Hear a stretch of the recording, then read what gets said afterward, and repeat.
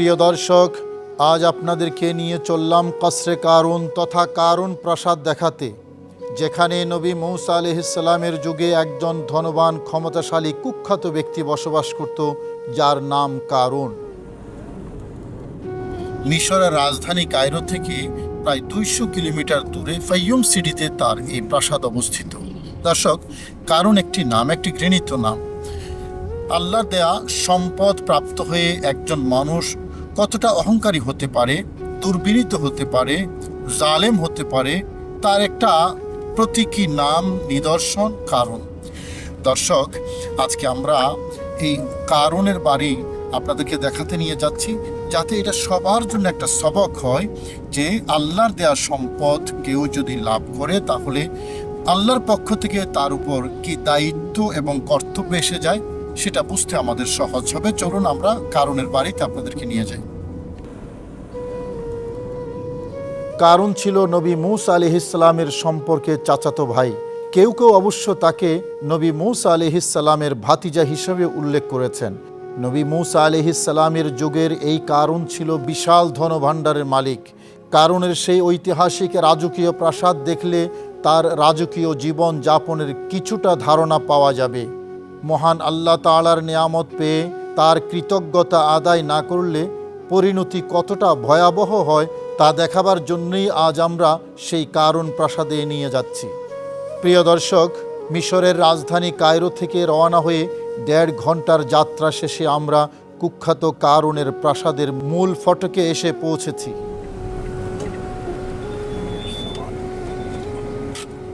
দর্শক, কারুনের রাজকীয় প্রাসাদ মূল গেট থেকে খানিকটা দূরে। এখানে আছে কারুনের ধনরাজ্যের বিশাল এলাকা। এখানে জনপ্রতি 150 পাউন্ডের টিকিট লাগবে ভেতরে ঢুকতে। ইতিহাসের কুখ্যাত কৃপণ চরিত্র কারুনের ধনরাজ্যের ধ্বংসাবশেষ দর্শকদেরকে দেখাবার জন্য আমরা যথারীতি টিকিট সংগ্রহ করলাম। অবশেষে আমরা কারুনের ঐতিহাসিক রাজকীয় প্রাসাদের ঠিক সামনে এসে পৌঁছলাম।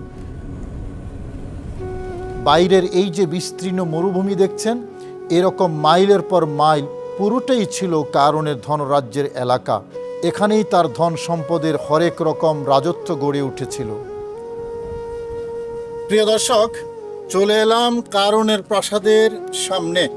দর্শক, এটা হলো কারুনের প্রাসাদ। এই পুরো এলাকাটাই কারুনের বিত্ত বৈভব, কারুনের সম্পদ, এক ধরনের রাজত্ব কায়েম করেছিল সে। আমরা জানি কারুনকে আল্লাহ পাক রব্বুল আলামিন আহকামুল হাকিমিন তার ঘর বাড়ি সহ ধ্বংস করে দিয়েছিলেন এবং মাটির নিচে তাকে দাবিয়ে দিয়েছিলেন। তারপরও 2-1টা স্মৃতি আল্লাহ পাক রব্বুল আলামিন মানুষের শিক্ষার জন্য রেখে দিয়েছেন। তার মধ্যে এই প্রাসাদটি একটা স্মৃতি। দর্শক, এই টোটাল যেই আপনারা বিস্তৃত ভূমি দেখছেন, কারুনের রাজত্ব, তার ধন সম্পদ এই বিস্তৃত ভূমি জুড়ে ছিল। এই প্রাসাদটি কারুনের ধন সম্পদ গচ্ছিত রাখার সামান্য নমুনা স্বরূপ। এটি কারুনের নিজের তৈরি করা কিনা তা নিয়ে খানিকটা মতানৈক্য আছে। ওলামায়ে কেরামের মতে কারুনের সমস্ত ধন সম্পদ সহ তাকে আল্লাহ তাআলা মাটির নিচে দাবিয়ে দিয়ে ধ্বংস করেছেন। সুতরাং তার ঘর বাড়ি, ধন সম্পদ কিছুই আর অবশিষ্ট ছিল না। কিন্তু তার ধন সম্পদ কীভাবে লুকিয়ে সংরক্ষণ করে রাখা হতো তার নমুনা স্বরূপ মানুষকে দেখাবার জন্য পরবর্তীতে রাজকীয় এই প্রাসাদটি নির্মাণ করা হয়েছে। এখানে আসলে কারুনের ধন সম্পদ গচ্ছিত রাখার একটা ধারণা পাওয়া যায় মাত্র। আমরা কারুনের প্রাসাদের ভেতরে আপনাদেরকে এখন নিয়ে যাব। সেখানে কি আছে শুধু দেখাবার জন্য চলুন আমরা ভিতরে নিয়ে চলুন।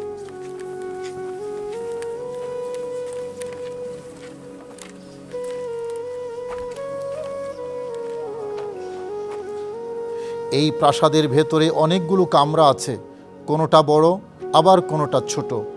এক কামরা থেকে আরেক কামরায় যাওয়ার করিডোরও আছে। শুধু দর্শক, আমরা এই প্রাসাদের দায়িত্ববান আহমদ আহমদ ওনার সাথে কথা বলবো। উনি ايش تاريخ هذا القصر؟ بني في عصر بطالمة، عصر بطليموس الثاني سنة 48. بطليموس الثاني. بطليموس. نعم. ايوه، بطليموس الثاني. نعم. ايوه. بطالمة حكمت مصر فترة من الزمن، فكانت أواخر عهد البطالمة كليوباترا. كم سنة قبل؟ قبل الميلاد. قبل سنة الميلاد. 48 قبل الميلاد. بطليموس. بطليموس وصف في مصر مكان الخسف يعلمه الله. وهذا هذا قدس أقداس ملك سوق، به ظاهرة فلكية تتعامد الشمس على قدس الأقداس ملك سوق يوم 21 من شهر ديسمبر كل عام. هذا ملك سبوক। سوق সম্মানিত দর্শক, আহমদ আমাদেরকে পুরো হিস্ট্রিটা বললেন, পুরো হিস্ট্রি তিনি যা বললেন। এই যে প্রাসাদটা, এটাকে কারণ প্রাসাদ বলা হলেও মূলত এটা মালিক বাতলাইমুস তৈরি করেছেন কারুনের যে স্মৃতি সেটা সংরক্ষণ করার জন্য ফেরাউনিদের যুগে। তিনি বলেছেন আনুমানিক খ্রিস্টপূর্ব 2500 বছর আগে এটাকে তৈরি করেছেন।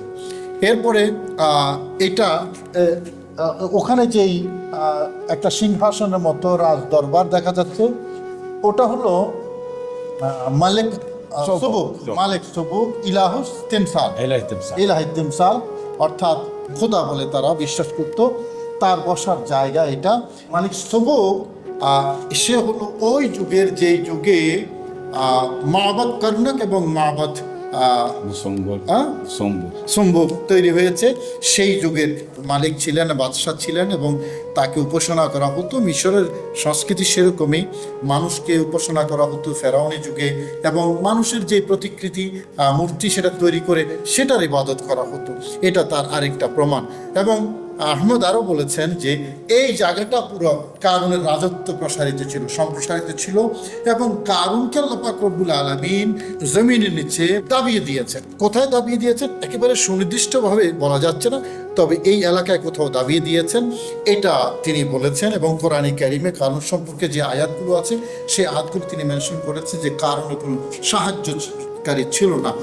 কোরআন বলেছে ফাখাসাবাল্লাহু বিহিল আরদা ওয়াবিদারি, فما كان له من فئة ينصرونه من دون الله। তার কোনো সাহায্যকারী ছিল না, তার কোনো সাহায্যকারী, তাকে রক্ষা করার মতো কেউ ছিল না। শুধু দর্শক, এই ছিল মোটামুটি আহমদের বর্ণনা। তবে এই এলাকাটা কারুনের রাজত্বের এলাকা, এটা নিশ্চিত করেছেন তিনি, এবং এখানেই তাকে মাটির নিচে দাবিয়ে দেওয়া হয়েছে সেটাও তিনি বলেছেন। সুনির্দিষ্টভাবে হয়তো কোথায় করেছেন সেটা সুনির্দিষ্ট করা নেই। বহুতল বিশিষ্ট এই প্রাসাদের একতলা থেকে অন্য তলায় উঠানামা করার জন্য সিঁড়িও আছে। আবার প্রত্যেকটা কামরায় আলো বাতাসের জন্য সুন্দর ভেন্টিলেশনের ব্যবস্থাও আছে। ভেতরে প্রাচীন মিশরীয় সভ্যতার অংশ হিসাবে দেয়ালে খোদাই করা মূর্তি আছে অনেকগুলো, যদিও কালের পরিক্রমায় সেগুলো অনেকটাই ধ্বংস হয়ে গেছে। কেউ কেউ বলেছেন এই মূর্তিগুলোর মধ্যে কিছু কিছু আছে কারুনের সহধর্মিনীদের, কিছু আছে কারুন যে সকল প্রতিমার উপাসনা করত তাদের মূর্তি।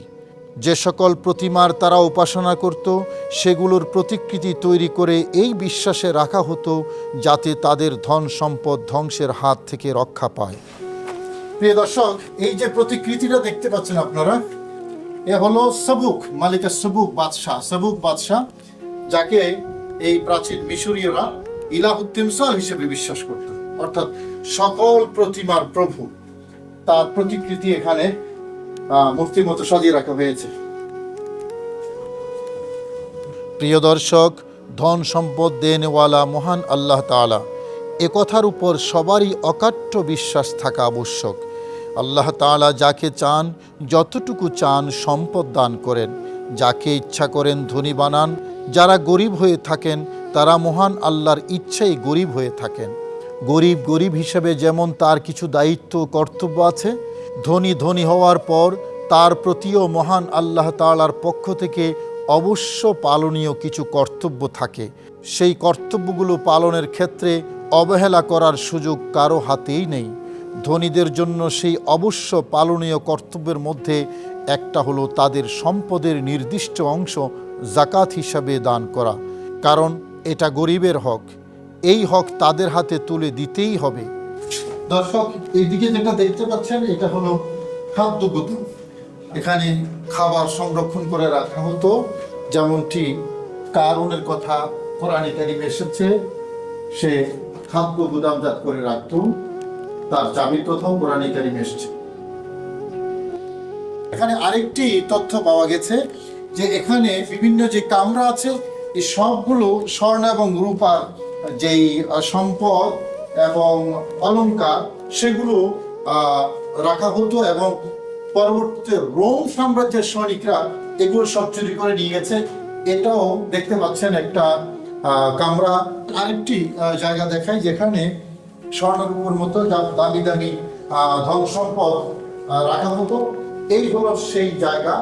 এবং আহমদ আমাদেরকে আহমদ আহমদ এবং من نهب هذا؟ نهب رومان خاصية الرومان عندما يدخلون هذا المكان، أي مكان يسرقون هذا، ينهبون هذا المكان ويقصون هوية المكان. هوية المكان. يقصون هوية المكان. أيوة. দর্শক, তিনি বললেন যে রোমানরা যেখানে যেত সৈন্যরা চুরি করে নিয়ে যেত, ডাকাতি করে নিয়ে যেত ধন সম্পদগুলো। এখানে যে ধন সম্পদ ছিল বিশেষ করে স্বর্ণ এবং রূপা, এগুলো তারা চুরি করে নিয়ে গেছে, ডাকাতি করে নিয়ে গেছে, ছিনিয়ে নিয়ে গেছে। কারণ ধন সম্পদ লাভ করার পর হযরত নবী মূসা আলাইহিস সালাম তাকে এই কর্তব্য পালন করার কথাই স্মরণ করিয়ে দিয়েছিলেন। কিন্তু বিশাল ধনভাণ্ডারের মোহে চরম অহংকারী কারুন যখন দেখল তার বিশাল ধনভাণ্ডারের জাকাত দিতে গেলে একটা বিরাট সম্পদের অংশ অন্যদের হাতে চলে যাবে, তখন সে জাকাত দিতে অস্বীকার করে এবং এই রকম অসংখ্য রাজকীয় প্রাসাদে তার ধন সম্পদগুলো গচ্ছিত করে আটকে রাখে। প্রিয় দর্শক, এখানে একটা সিঁড়ি আছে, নিচের দিকে নিয়ে গেছে। আমরা দেখি নিচে কি আছে একটু। চলুন।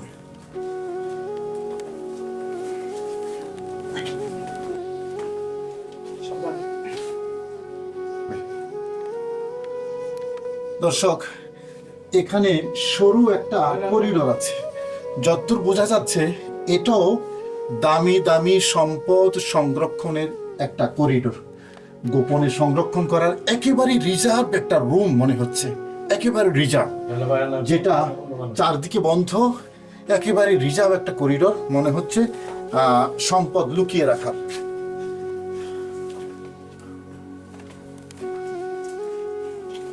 অথচ যেই মহান রব্বুল আলামিন এই ধন সম্পদ তাকে দান করেছেন সেই মহান আল্লাহ তাআলাকে একেবারেই অস্বীকার করল। সে বলল, আমার এই ধন সম্পদ তো আমি আমার নিজের জ্ঞান এবং যোগ্যতার মাধ্যমেই অর্জন করেছি। অহংকারী কারুনের এই চরম ঔদ্ধত্যপূর্ণ আচরণে মহান আল্লাহ তাআলা চরমভাবে অসন্তুষ্ট হলেন। প্রিয় দর্শক, এই হলো পৃথিবীর ইতিহাসে চরম এক অকৃতজ্ঞতার উদাহরণ। যেই মহান দাতা আল্লাহ রব্বুল আলামিন তাকে এত এত সম্পদের মালিক বানালেন, সম্পদের মোহে সেই মহান আল্লাহ তাআলার অনুগ্রহকেই অস্বীকার করে বসল কুখ্যাত কারণ। আসলে যুগে যুগে এরকম অকৃতজ্ঞ মানুষের সংখ্যা আমাদের সমাজে অনেক থাকে, যারা ধন সম্পদ লাভ করার পর চরম কৃপণ এবং অহংকারী হয়ে ওঠে, ভুলে যায় মহান প্রভুর অপার অনুগ্রহের কথা। অথচ জাকাত মহান আল্লাহ তাআলার অমোঘ বিধান। ইসলামের 5টি স্তম্ভের মধ্যে গুরুত্বপূর্ণ একটি স্তম্ভের নাম জাকাত। জাকাত দিলে কৃপণরা মনে করে সম্পদ কমে যায়, অথচ মহান আল্লাহ তাআলার ঘোষণা মোতাবেক জাকাত আদায় করলে সম্পদ পবিত্র হয়, আবার সম্পদের মধ্যে প্রবৃদ্ধি এবং বরকত হয়। এ কথাটি সম্পদের মোহে ধনবান ব্যক্তিরা ভুলে যান। তাদের কানে গরিবদের আর্তনাদ পৌঁছায় না। গরিবদেরকে সাহায্য সহযোগিতা করার পরিবর্তে তারা বরং সেই গরিবদেরকেই শোষণ করে আরও সম্পদ কুক্ষিগত করে নিতে চায়। আজকের সমাজেও তার অসংখ্য উদাহরণ আমরা দেখতে পাই। ফলে সমাজের গরিব আরও গরিব হয়, ধনী হয় আরও ধনী। এই সকল কৃপণ ধনীদের এখনও শোষণ নীতি মহান আল্লাহ তাআলার চরম ক্রোধের কারণ। যে সম্পদ আল্লাহ তাআলা তার অপার নিয়ামত হিসাবে ধনী ব্যক্তিদেরকে দান করেন, সেই সম্পদই তাদের জন্য ধ্বংসাত্মক গজবে পরিণত হয়। কারুনের ক্ষেত্রেও তাই হয়েছিল। মহান আল্লাহ তাআলা তাকে যে ধন সম্পদ দিয়েছিলেন তার কৃতজ্ঞতা আদায় করতে সে ব্যর্থ হয়েছিল।